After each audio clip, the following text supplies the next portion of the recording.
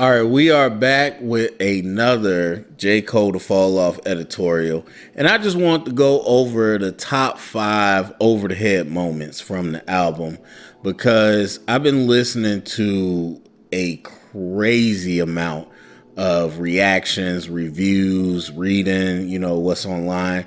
And again, the internet is vast. I'm not saying I know what everybody's talking about, but I've noticed, like, I've seen at least 20 reactions. And so I've noticed some common things throughout. And so I wanted to kind of talk about those moments.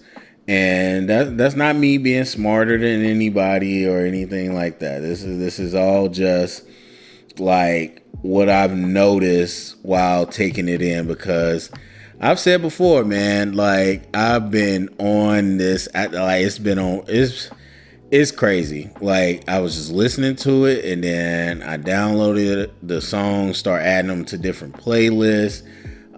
So listening to it with other music, like I said, listening to a lot of reaction reviews, reading the chatter online. Got my ticket.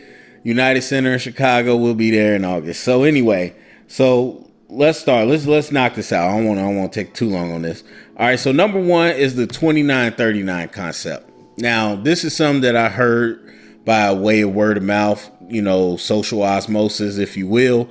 I heard going into it just by some of the people I listened to, because look, I love Cole.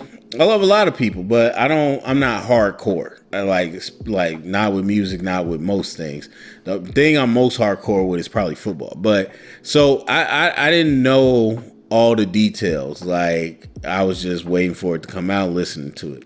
So I end up hearing before of this idea of this 29, this 39, him at his perspective from 29 years old, right around when Forest Hill Drive dropped, and then 39, 10 years later. Now, there's a whole description that came with it. I didn't see that to after, but I did know the 2939 concept. Now, I feel like if you're a Cole fan, you could pick that up a little bit in the difference between the two. But if you don't know, I think there's a difference between like over explaining the concept of an album, if there's one, and like setting the stage. And I think this sets the stage well. Like anybody coming into it, especially if you don't know Cole, you should really know this information, because people are trying to, and I'll talk about this a little later, but people are trying to pick up clues from different things, and it's like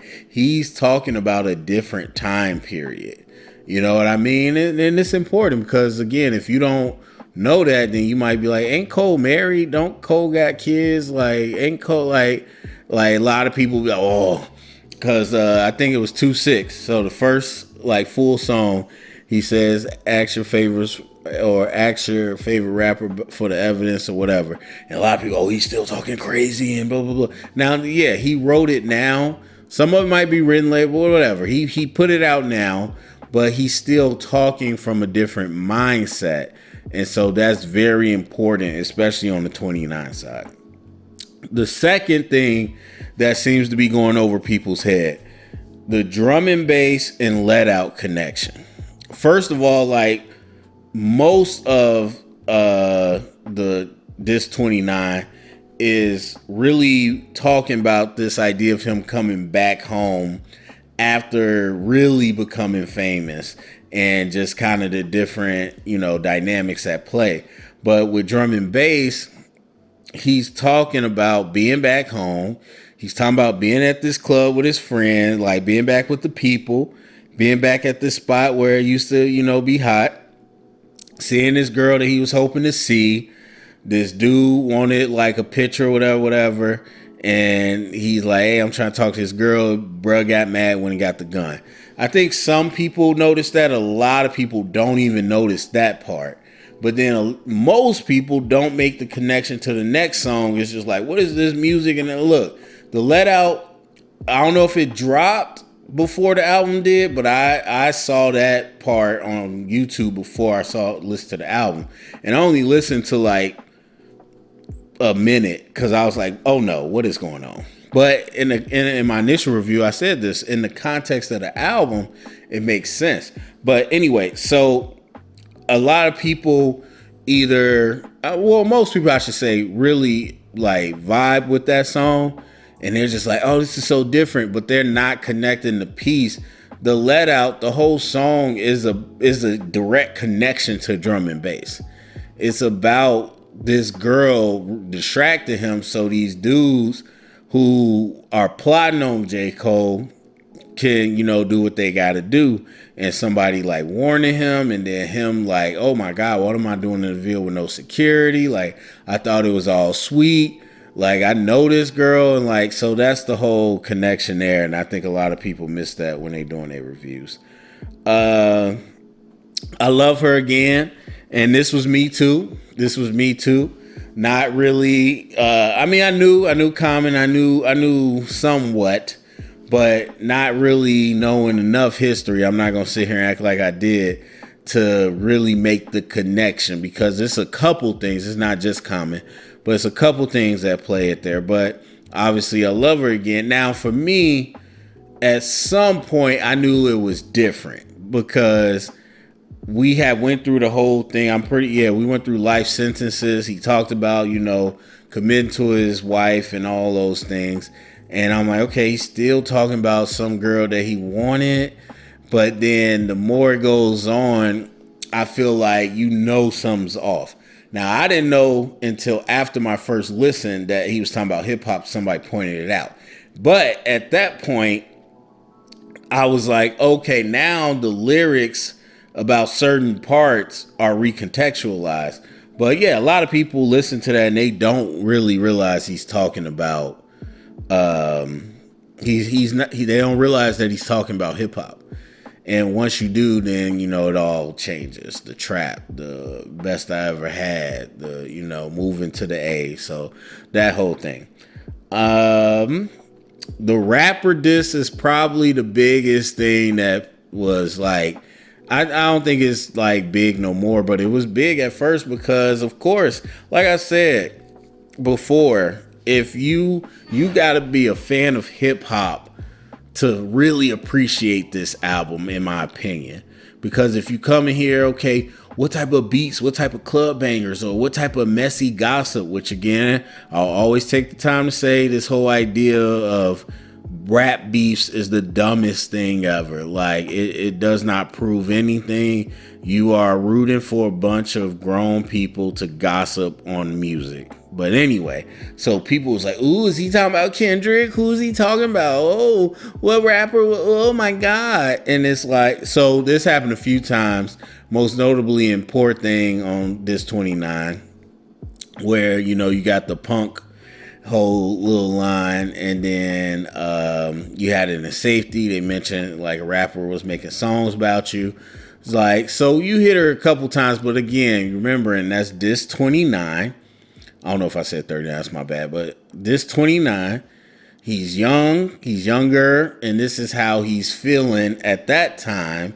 And so many times it was clear that he said somebody from the Ville, somebody from back home was hating on him. But of course, people trying to make things stretch, either for content or ignorance, is just like, ooh, is he talking about Kendrick? Ooh. And so that whole just silly conversation, where if that went over your head, it was very clear, like I said, through the lyrics, that he's talking about somebody from his hometown that might have been trying to be a rapper too and didn't get on and was hating. So that's what that was.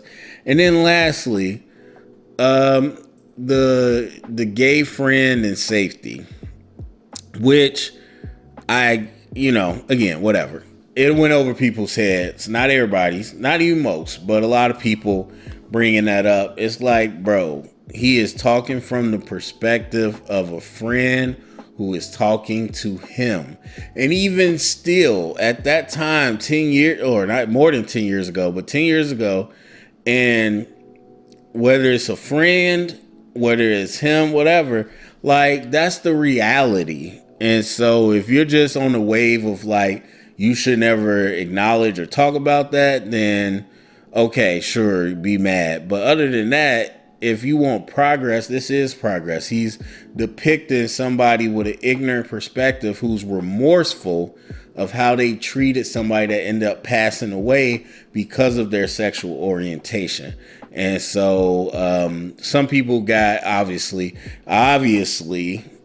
people were proving the problem that he was talking about, where they got fixated on kind of that verse, but then also people kind of thinking like, oh, Cole said he was a this and he was a that. Like, bro, that's not Cole speaking from his perspective. Certainly not from his perspective today. He's talking about from another friend's perspective. And maybe Cole felt that way too, but he was busy doing his own thing, so he wasn't really in the mix. But his friends who were in the mix was like, yo, he passed away. He was, he ended up living this type of lifestyle, and we played him for that, and now he gone and we feel bad. So it's so it's so ironic and sad that people miss the message just to attack like parts that aren't even necessary, thereby proving the whole necessity of a song like Safety. So those are the top 5 moments that went over people's head that I've seen from the fall off. So go to the comment section if you got any others. Share it around, get the conversation started. Subscribe. Let me know how you think about the album. And thank you for listening.